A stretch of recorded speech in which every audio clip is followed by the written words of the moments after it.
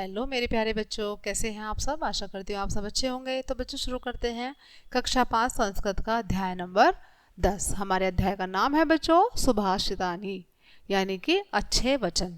आइए शुरू करते हैं।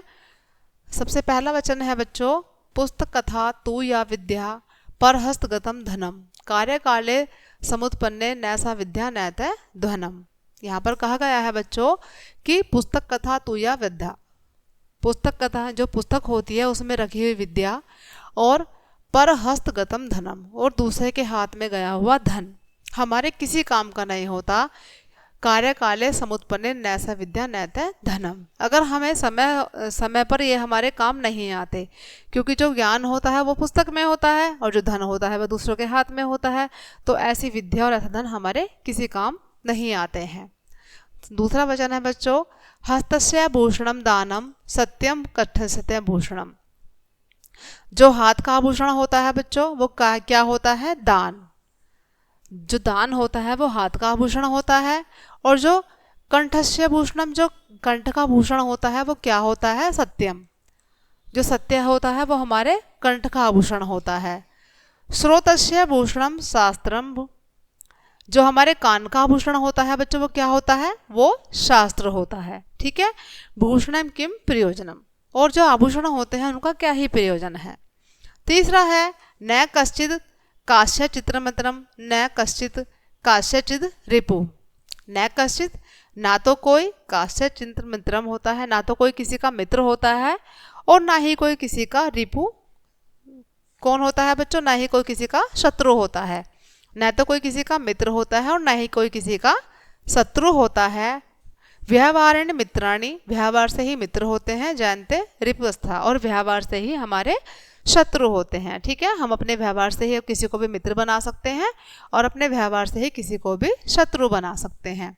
नेक्स्ट है बच्चों, विद्वत्वम च निरुक्तवम च नैव तुल्यम कदाचनम। विद्वत्वम यानी कि विद्वान, च निपृतम, निपृतम यानी कि राजा।